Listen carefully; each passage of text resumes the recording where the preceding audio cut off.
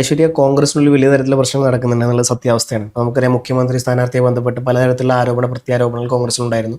ആരാകണം മുഖ്യമന്ത്രി എന്നുള്ളതും ഇപ്പോഴും ഈ പറഞ്ഞ പോലെ വി ഡി സതീശൻ മുഖ്യമന്ത്രി ആയിരിക്കുമ്പോൾ പോലും പലതരത്തിലുള്ള പ്രശ്നങ്ങൾ വി എം സുധീരനും അതേപോലെ കെ സി വേണുഗോപാലും പല വിഭാഗത്തിൽ നിന്നുള്ള പല കോൺഗ്രസ് നേതാക്കന്മാരും ഉന്നയിക്കുന്നുണ്ട്. അദ്ദേഹത്തിൻ്റെ പ്ലീഡർ നിയമനവുമായി ബന്ധപ്പെട്ട പലതരത്തിലുള്ള ആരോപണ പ്രത്യാരോപണങ്ങൾ ഇപ്പോഴും നടന്നുകൊണ്ടിരിക്കുന്നു.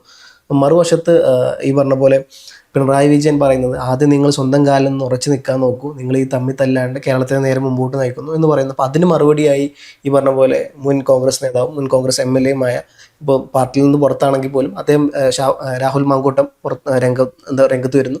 അദ്ദേഹം FB പോസ്റ്റിലൂടെ പിണറായി വിജയൻ അതിരൂക്ഷമായി വിമർശിക്കുന്നു. പക്ഷേ ഈ പറഞ്ഞ പോലെ കാര്യങ്ങളൊക്കെ ആണെങ്കിലും ഒരു പരിധി വരെ പിണറായി വിജയൻ്റെ കാര്യത്തോട് ഞാൻ യോജിക്കുന്നു എന്നുള്ളതാണ്.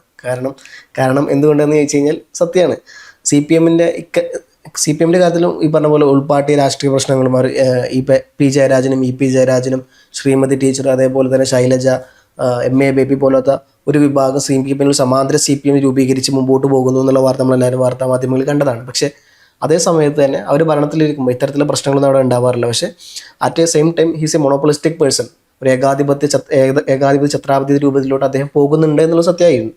പക്ഷേ ഈ പറയുന്ന കാര്യത്തോട് നമുക്ക് വിയോജിപ്പ് രേഖപ്പെടുത്താൻ പറ്റില്ല. രാഹുൽ മാങ്കൂട്ടം പറയുന്നു, നിങ്ങൾ ഈ പറഞ്ഞ പോലെ ഞങ്ങളെ കാര്യം പറയുമ്പോൾ നിങ്ങളെ കാര്യം നിങ്ങളൊന്ന് ശ്രദ്ധിക്കണം, അതിലും വലിയ ചർച്ച ആവശ്യം. ശരിക്ക് ഇതിങ്ങനെ നോക്കുകയാണെന്നുണ്ടെങ്കിൽ എനിക്ക് തോന്നുന്നു പിണറായി വിജയൻ പറഞ്ഞ കാര്യത്തോട് കുറച്ചൊക്കെ കാര്യങ്ങൾ എനിക്ക് യോജിക്കാൻ പറ്റും. ഇത് പറയാൻ കോൺഗ്രസിന് അധികാരം ഉണ്ടോയെന്ന് ചോദിച്ചു കഴിഞ്ഞാൽ അതിലും വലിയ ഗ്രൂപ്പീസും കുതുകാലും ആയാലും നമുക്കറിയാം തൃശ്ശൂരിൽ എങ്ങനെയാണ് ഒരാൾ തോറ്റെന്നുള്ളത്. പല നേതാക്കന്മാർ ഈ പറഞ്ഞ പോലെ കാല് വാരിയിട്ടാണ് അവിടെ ഒരു സീറ്റ് അടക്കം പോയത്. എങ്ങനെയാണ് ഐശ്വര്യ ഇതിനെ കാണുന്നത്? ആദ്യം ഫവാസ് പറഞ്ഞതുപോലെ കോൺഗ്രസിന് ഇത് പറയാനുള്ള അധികാരം ഉണ്ടോ എന്നൊക്കെ ചോദിച്ചു കഴിഞ്ഞിട്ടുണ്ടെങ്കിൽ ഇപ്പൊ ഈ വിമർശിക്കുന്ന CPM എന്താ അധികാരമാണുള്ളത്? എനിക്കതിന്റെ ആ ഒരു ലോജിക്ക് എനിക്ക് മനസ്സിലായില്ല സത്യം പറഞ്ഞാല്. ഫവാസ് ഇപ്പൊ പറഞ്ഞു വെച്ചതിന്റെ ഒരു ലോജിക്ക് എനിക്ക് മനസ്സിലായില്ല. കാരണം പിണറായി വിജയൻ അടക്കമുള്ളവര് ഇപ്പൊ പ്രതിപക്ഷത്തിരുന്നു കൊണ്ട് അവര് പറയുന്നത്, ഇപ്പൊ തൃശ്ശൂരിൽ കാല് വാരി എന്ന് പറയുന്നു. തൃശ്ശൂരിൽ ഒരാൾ കാല് വാരിയിട്ടാണ് കോൺഗ്രസ് തോറ്റത്, അത് അവരുടെ ആ കോൺഗ്രസിനകത്തുള്ള കുതികാൽവെട്ടാണെന്നൊക്കെ പറയുമ്പോഴും അപ്പൊ ഇത്രയും പേര് എങ്ങനെയാ CPM തോറ്റത്?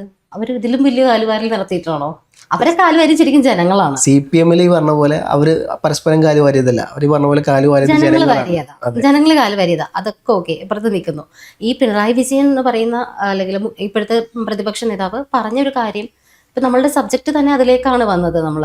അദ്ദേഹം പറഞ്ഞു വെച്ചത് കോൺഗ്രസിനകത്തെ പടലപ്പടക്കങ്ങളും അവരിപ്പോൾ മുഖ്യമന്ത്രി സ്ഥാനാർത്ഥി ആവാനായിട്ട് ചർച്ച നടന്നു എന്ന് പറഞ്ഞു, വാഗ്വാദങ്ങൾ ഉണ്ടായി എന്ന് പറഞ്ഞു. പക്ഷെ ഇവിടെ പ്രതിപക്ഷ നേതാവാകാൻ വേണ്ടിയിട്ട് ഒരു വാഗ്വാദങ്ങളും ഉണ്ടായില്ല. നേരെ വന്നിട്ട് പിണറായി വിജയൻ ആണ് എന്ന് ഡിക്ലെയർ ചെയ്യാറുണ്ട്. അതിനെങ്ങനെയാണ് നമുക്ക് ഈ വെള്ള പൂശാൻ പറ്റുന്നതെന്ന് എനിക്ക് മനസ്സിലാവുന്നില്ല. കാരണം മുഖ്യമന്ത്രി ആവാൻ പ്രാപ്തിയുള്ള ഒരുപാട് നേതാക്കന്മാർ അതിനകത്ത് ഉള്ളത് കൊണ്ടാണ് അങ്ങനെ ഒരു ചർച്ച വന്നത്, അങ്ങനെ ഒരു തർക്കം വന്നത്. അതിനൊടുവിൽ ഒരാളെ തെരഞ്ഞെടുക്കും എന്ന് പറയുമ്പോൾ അതിനൊപ്പം ബാക്കിയുള്ളവരൊക്കെ നിന്നിട്ടുമുണ്ട്. അവരെത്ര തർക്കമുണ്ടായെങ്കിലും അത്രയും കഴിവുള്ളവർ അതിനകത്തുള്ളതുകൊണ്ടാണ്. ഇപ്പുറത്തെ ഒരേ ഒരു പേര്, ഒരേ ഒരു രാജാവ് മാത്രമായിട്ട് നിൽക്കുന്നത് കൊണ്ട് അവിടെ തർക്കങ്ങളുടെ ആവശ്യം വരുന്നില്ല. അപ്പൊ ഇപ്പുറത്ത് പാടുന്ന തർക്കം ആരോഗ്യപരമായ തർക്കമാണ്. അത് ആവശ്യമാണ് ജനാധിപത്യത്തില്. ആരോഗ്യപരമായ സാധനം ഓക്കെ. കാരണം ഒരുപാട് ഈ പറഞ്ഞ പോലെ VM സുധീരൻ എടുത്തു കഴിഞ്ഞാൽ മുൻ കോൺഗ്രസ് നേതാവായിരുന്നു, മുൻ KPCC പ്രസിഡന്റ് ആയിരുന്നു. അദ്ദേഹത്തിന് എന്തുകൊണ്ട് മുഖ്യമന്ത്രിയാവാൻ യോഗ്യതയുണ്ട്. VD സതീശൻ മന്ത്രി ആയിരുന്നില്ലെങ്കിൽ പോലും പ്രതിപക്ഷ നേതാവ് എന്നുള്ള വല്ല ചുമതല കാണിച്ച ആളാണ്. പിന്നെ അതുപോലെ രമേശ് ചെന്നിത്തല, KC വേണുഗോപാൽ, എല്ലാവരും നേതാക്കന്മാരാണ്. ഇല്ലാന്ന് ഞാൻ പറയുന്നില്ല. മത്സരിച്ചിട്ടുണ്ടായിരുന്നോ? KC മത്സരിച്ചിട്ടില്ല, അതാ പറഞ്ഞത്. KC വരും മുഖ്യമന്ത്രി ആവണം. ഞാൻ ആ പ്രശ്നത്തിലോട്ടാണ് വന്നത്. ഈ പറഞ്ഞ പോലെ ഇവരൊക്കെ മുഖ്യമന്ത്രി സ്ഥാനാർത്ഥി മോഹം വെച്ച നേതാക്കന്മാരാണ്. പക്ഷെ അവസാനം കിട്ടിയത് VD സതീശനാണെന്നുണ്ടെങ്കിൽ പോലും എല്ലാവരും അർഹരാണ്. അതന്നെ ഞാൻ പറഞ്ഞത്, അല്ലാന്ന് ഞാൻ പറയുന്നില്ല. പക്ഷെ ഭരണത്തിൽ ഏറിയിട്ട് സതീശന് കുതുകാലിപ്പ് വാരുന്നത് ആരാണ്? സതീശന് കുതികാല് വാരുന്നത് ആരാണ് എന്നുള്ള ചോദ്യത്തിന്റെ പിന്നാലെ പോകുന്നതിന് പകരം എനിക്ക് തോന്നുന്നു അവരുടെ ഉള്ളിൽ ഗ്രൂപ്പ് വഴക്കുകളോ കാര്യങ്ങളോ ഉണ്ടെന്നുണ്ടെങ്കിൽ അവിടെ വിമർശിക്കാനുള്ള സ്വാതന്ത്ര്യം എല്ലാവർക്കും ഉള്ളത് കൊണ്ടാണ്. ഇപ്പോൾ ഫവാസ് പറയുന്നത് പോലെ ഈ CPM ആയിരുന്നപ്പോൾ അത്തരത്തിൽ ഒരു പ്രശ്നങ്ങൾ ഉണ്ടായില്ല എന്ന് പറയുമ്പോൾ അവിടെ ഒരാൾക്ക് പോലും വായ തുറന്നൊന്ന് വിമർശിക്കാൻ പറ്റില്ലായിരുന്നു. ഞാൻ ചോദിക്കട്ടെ, അലോഷ്യസിന്റെ കാര്യം മാത്രം എടുക്കാം. If there is any problem between both of us, നമ്മൾ ആദ്യം ചെയ്യേണ്ടത് എന്താ? നമ്മളെ ഉയർന്ന ചാനൽ ഉദ്യോഗസ്ഥൻ അല്ലെങ്കിൽ അതിൻ്റെ ചീഫ് എഡിറ്റർ, ന്യൂസ് എഡിറ്റർ, അവരുമായിട്ട് ചർച്ച ചെയ്യണം എന്നുള്ളതാണ്.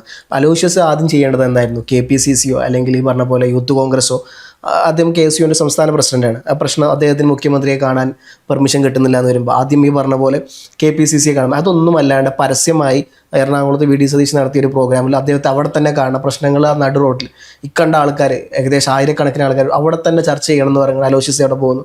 മുഖ്യമന്ത്രി അത് മുഖം കൊടുക്കാണ് നടന്നു പോകുന്നു. അപ്പോൾ ഇത്തരത്തിൽ അതാണ് പറഞ്ഞത്, കോൺഗ്രസിനുള്ള അവർക്ക് തന്നെ അറിയില്ല എവിടെ എങ്ങനെ എപ്പോൾ പെരുമാറണം എന്നുള്ളത്. Okay fine. ഇതിനിപ്പോൾ ഏറ്റവും നല്ല മറുപടി എനിക്ക് തോന്നുന്നു നമ്മളിരുന്ന് വാദിക്കുന്നതിനേക്കാളും രാഹുൽ മാങ്കൂട്ടത്തിൽ ഇപ്പോൾ ഫേസ്ബുക്കിൽ പങ്കുവച്ചിരിക്കുന്ന ഒരു പോസ്റ്റ് തന്നെയായിരിക്കും കൃത്യമായിട്ടുള്ളൊരു മറുപടി. ശരിക്കും രാഹുൽ മാങ്കൂട്ടത്തിൽ ഇപ്പോൾ കോൺഗ്രസിന്റെ അംഗമോ കാര്യങ്ങളോ ഒന്നുമല്ല, മുൻ MLA മാത്രമാണ്, പാർട്ടിയിൽ നിന്ന് പുറത്താക്കപ്പെട്ടു. പക്ഷെ എന്നിട്ടും കോൺഗ്രസിന് എപ്പോഴും അവരുടെ ഒരു ഐക്യം കാണിക്കുന്നത് തന്നെയാണ്. രാഹുലിനെ പോലെയുള്ള പുറത്താക്കപ്പെട്ടിട്ട് പോലും അവർ തീർക്കുന്ന ഒരു കവചമുണ്ട് അവിടെ. ഇപ്പൊ രാഹുൽ മാങ്കൂട്ടത്തിൽ ഈ ഒരു വിഷയത്തിൽ തന്നെ പറഞ്ഞിരിക്കുന്നത് കോൺഗ്രസും കോൺഗ്രസിന്റെ പോഷക സംഘടനകളും സർക്കാരും തമ്മിലുള്ള ബന്ധത്തിന്റെ ഊഷ്മളതയെ പറ്റിയും ഇഴയടുപ്പത്തെ പറ്റിയുമൊക്കെ ഉപദേശിക്കാനായി ഇറങ്ങി തിരിച്ചിരിക്കുന്ന അന്തം കമ്മികളോടും കമ്മി മാധ്യമ പ്രവർത്തകരോടുമായി പറയട്ടെ. ഈ ചിത്രത്തിൽ കാണുന്ന തിരുവനന്തപുരം ജില്ലയിലെ പാർട്ടി ഗുണ്ട അടക്കമുള്ള 10-20 എണ്ണം കഴിഞ്ഞ 46 ദിവസമായി ജയിലിലാണ്. ഏത് കേസാണെന്ന് മനസ്സിലായല്ലോ. വിജയന്റെ പാർട്ടി മെമ്പർ പോലും അല്ലാത്ത മകൾ ഒരു വിവാദ വ്യവസായിയുടെ കയ്യിൽ നിന്ന് അവിഹിതമായി പണം കൈപ്പറ്റിയത് ED ചോദ്യം ചെയ്യാൻ വന്നപ്പോൾ ഇഷ്ടിക എറിഞ്ഞ് ED ഉദ്യോഗസ്ഥരെ കൊലപ്പെടുത്താൻ ശ്രമിച്ച കേസിലാണ് ഇവർ ജയിലിൽ കഴിയുന്നത്. ഈ വ്യവസായി അടക്കമുള്ള പലരിൽ നിന്നും ഇഷ്ടം പോലെ പണം സമ്പാദിച്ച വീണ നല്ല ഭക്ഷണവും വിശ്രമവും ഒക്കെയായി സുഖജീവിതം നയിക്കുമ്പോൾ ജയിലിലെ ഭക്ഷണം കഴിക്കേണ്ടി വരികയാണ് ഈ പാർട്ടി പ്രവർത്തകർക്ക്. എന്തിനു വേണ്ടിയാണ് ജയിലിൽ പോയത് എന്ന് പോലും ഈ ആക്രമിക്കൂട്ടത്തിന് ഇതുവരെ മനസ്സിലായിട്ടില്ല. പാർട്ടി ബന്ധത്തിന്റെ ഊഷ്മളതയെപ്പറ്റി ക്ലാസ് എടുക്കുന്ന ഈ മഹാത്മാക്കളോടൊന്ന് ചോദിക്കട്ടെ, വിജയന്റെ മോളുടെ പേരിൽ ജയിലിൽ പോയ ഈ പാർട്ടി പ്രവർത്തകരെ ഇതുവരെ ജയിലിൽ പോയി കാണാൻ പോളിറ്റ് ബ്യൂറോ മെമ്പറായ വിജയൻ തയ്യാറായിട്ടുണ്ടോ? വിജയന്റെ മോളെ പറ്റിയിട്ടാണ്. വിജയൻ പറയുന്നത് എന്തും അനുസരിക്കുന്ന ഗോവിന്ദൻ ഇതുവരെ ഇവരെ കാണാൻ പോയിട്ടുണ്ടോ? ഏതെങ്കിലും പ്രധാനപ്പെട്ട CPM നേതാക്കന്മാർ ഇവരെ കാണാൻ ഇതുവരെ പോയിട്ടുണ്ടോ? ആളെ കൊല്ലാൻ പറഞ്ഞു വിട്ടിട്ട് ജയിലിൽ കിടക്കുന്നവരെ തിരിഞ്ഞു നോക്കാതെ നിങ്ങൾ ഞങ്ങളെ എന്തായാലും ഉപദേശിക്കാൻ വരണ്ട. ഈ ഉപദേശിക്കാൻ വരുന്ന ആളുകളോട് ഒരു കാര്യം പറയാനുണ്ട്. വർമ്മ സാറേ, അല്ലെങ്കിൽ വേണ്ട വിജയൻ സാറേ, പോയി വിജയൻ മുതലാളിയോട് പറഞ്ഞു കൊടുത്താൽ മതിയാകും ഈ ഉപദേശമൊക്കെയെന്ന്. അദ്ദേഹം നൈസായിട്ട് എഴുതി വെച്ചിരിക്കുന്ന കാര്യങ്ങൾ, അതായത് ഞങ്ങള് ഇപ്പോൾ അവരെ ഉപദേശിക്കരുത്, ഒരാളെ വിമർശിക്കരുത് എന്നൊന്നും ഞാനും പറയുന്നില്ല. ഫവാസ് പറഞ്ഞതുപോലെ അതിനകത്തുള്ള ഗ്രൂപ്പ് വഴക്കുകളും കാര്യങ്ങളൊക്കെ സ്വാരസ്യങ്ങളും ഒക്കെ സാധാരണ കണ്ടു നിൽക്കുന്ന സാധാരണ പാർട്ടി പ്രവർത്തകർ ഉൾപ്പെടെയുള്ളവർക്ക് വിഷമുണ്ടാക്കുന്ന കാര്യങ്ങളൊക്കെ തന്നെയാണ്. പക്ഷെ വിമർശിക്കരുത് എന്നല്ല പറയുന്നത്. ഒരാളുടെ നേരെ കൈ ചൂണ്ടുമ്പോൾ ബാക്കി 4 വിരലുകളും നമ്മുടെ നേരെ തന്നെയാണ് ചൂണ്ടി നിൽക്കുന്നത് എന്നുള്ള ബോധം ഉണ്ടാവുന്ന ഒരു അവസ്ഥയുണ്ടല്ലോ. അതായത് ഒരാളെ നമ്മൾ ഉണ്ണിമന്തൻ പോയിട്ട് പെരുമന്തം പോയിട്ട് ഉണ്ണിമന്തനെ കുറ്റം പറയുന്ന പോലെ, അല്ലെങ്കിൽ അത്തരത്തില് മൊത്തത്തില് ചെറിയ കാര്യങ്ങളെ കുറ്റപ്പെടുത്തുമ്പോൾ അതിലും വലിയ തെറ്റുകൾ ചെയ്തിട്ടിരുന്നിട്ട് നമ്മൾ മറ്റൊരാളെ നോക്കിയിട്ട് നമ്മൾ ചെയ്യാത്തൊരു കാര്യത്തിന് മാത്രമേ പറയാൻ പാടുള്ളൂ. പക്ഷെ ഇത്തരത്തിൽ കുറ്റപ്പെടുത്തുമ്പോൾ സ്വന്തം കണ്ണാടി നോക്കുന്നത് കൂടി നല്ലതായിരിക്കും എന്ന് തന്നെയാണ് രാഹുൽ മാങ്കൂട്ടത്തിൽ അവിടെ പറഞ്ഞു വെക്കുന്നത്. അല്ല, എനിക്ക് തോന്നുന്നു ഇത് മറ്റൊരു വശം. ഈ പറഞ്ഞ പോലെ പാർട്ടി അനുയായികളെ അല്ലെങ്കിൽ CPM പ്രവർത്തകരെ അറസ്റ്റ് ചെയ്ത് ഉള്ളിലിടുന്നു. അത് പോയി കണ്ടിട്ടില്ല എന്നുള്ളത് അദ്ദേഹം പറഞ്ഞതോട് ഞാൻ യോജിക്കുന്നു. പറഞ്ഞ പോലെ ഇത്ര മുതിർന്ന നേതാക്കന്മാരുണ്ടായിട്ടും ആരും അവിടെ പോയി കണ്ടിട്ടില്ല. അവരെന്തിന് ജയിലിൽ പോയി എന്ന് പോലും അവർക്ക് പോലും അറിയില്ല. കാരണം അവർ ആക്രമിക്കാൻ പോയി, അത് ആര് പറഞ്ഞിട്ട് എന്തിനു വേണ്ടി ആക്രമിച്ചെന്ന് പോലും അവർക്കറിയില്ല. അവർ പോകുന്നു, ഏതൊരു നേതാവ് ആക്രമിക്കാൻ പറയുന്നു, അവർ പോയി ആക്രമിക്കുന്നു. പിന്നീട് എന്താ ഉണ്ടായതെന്നുള്ള അവർക്ക് പോലും അറിയില്ല. അവരെല്ലാവരും ജയിലിലാകുന്നു.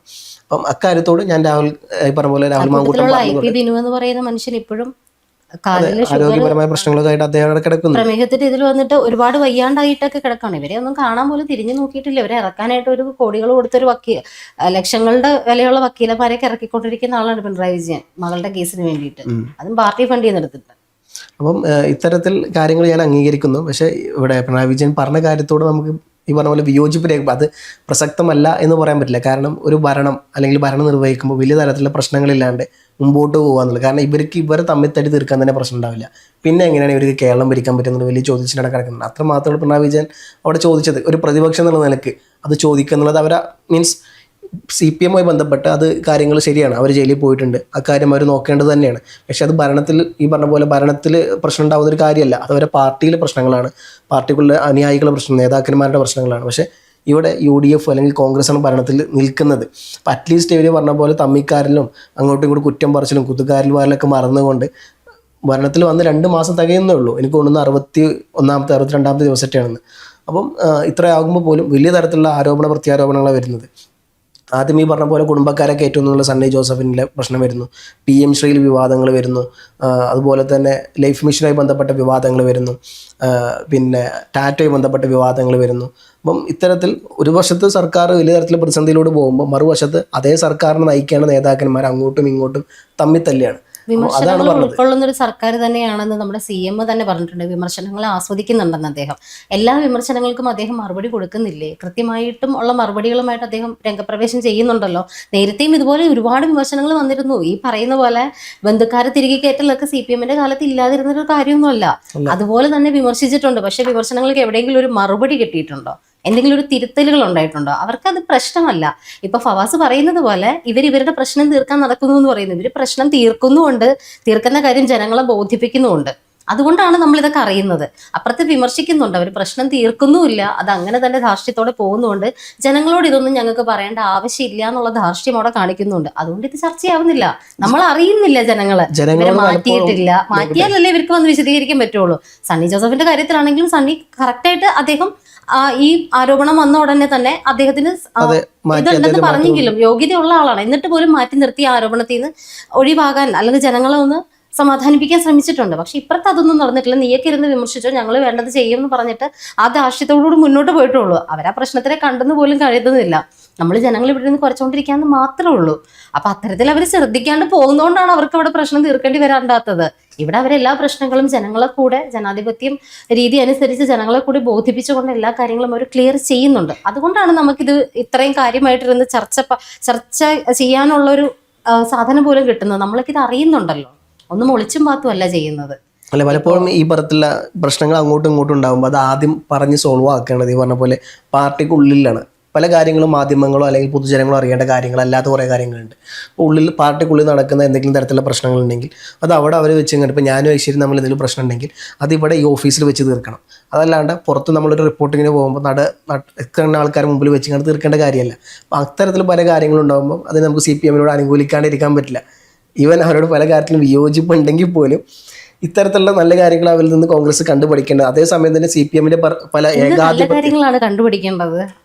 കണ്ടുപിടിക്കേണ്ട ഒരു നല്ല കാര്യം കൂടി ഞാനതാ പറഞ്ഞത്. ഇങ്ങനെ ഉള്ളി വെച്ചിട്ട് ആര് വിമർശിച്ചാലും അതിനെ കേട്ട ഭാവം നടിക്കാണ്ട് അതല്ല ഞങ്ങളുടെ ഇഷ്ടത്തിനേ പോകുള്ളൂ എന്ന് വിചാരിക്കുന്നതാണോ നല്ല കാര്യം? ഞാൻ പറഞ്ഞില്ലേ, ഞാൻ അങ്ങനെയല്ല പറഞ്ഞത്. CPM-ന് മോശവശങ്ങളുണ്ട്.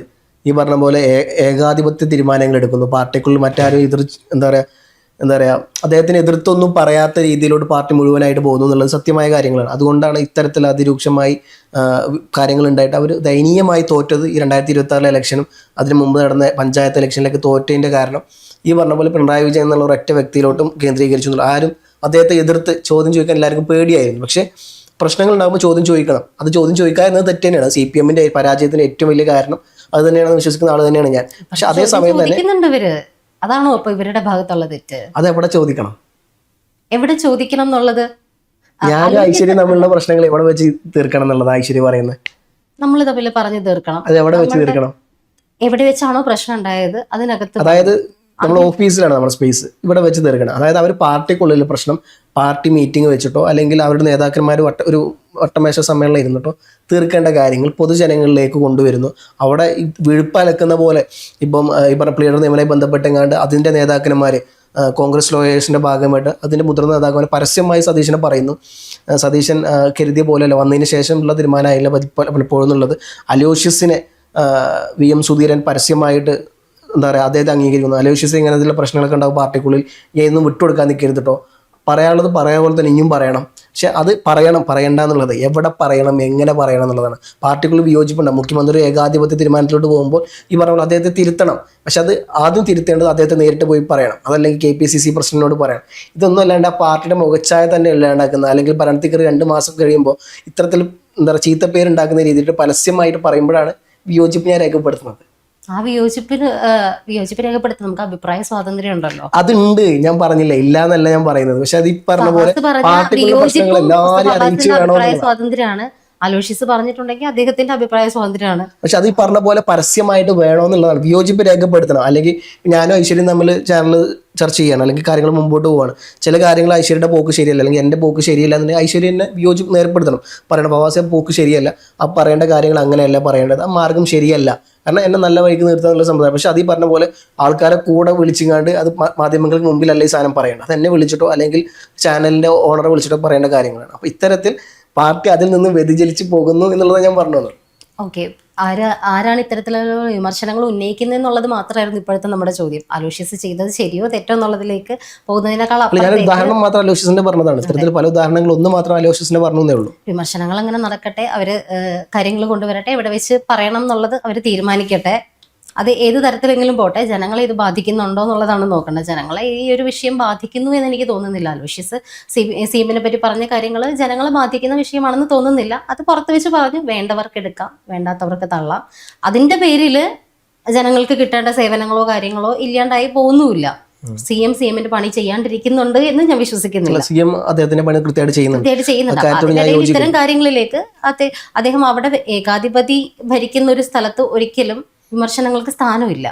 അപ്പോൾ അത്തരം 10 വർഷങ്ങൾ കണ്ട് വളർന്നതിന്റെ ആയിരിക്കാം ചിലപ്പോൾ നമുക്കിത് ഇത്തരം പരസ്യമായിട്ടുള്ള വിമർശനങ്ങളൊക്കെ നമുക്ക് ദഹിക്കേണ്ടി വരുന്നത്. ഒരു പക്ഷേ വിമർശിക്കണം, വേണ്ടെന്നുള്ള. അതിപ്പോ പിണറായി വിജയനായാലും സതീശനായാലും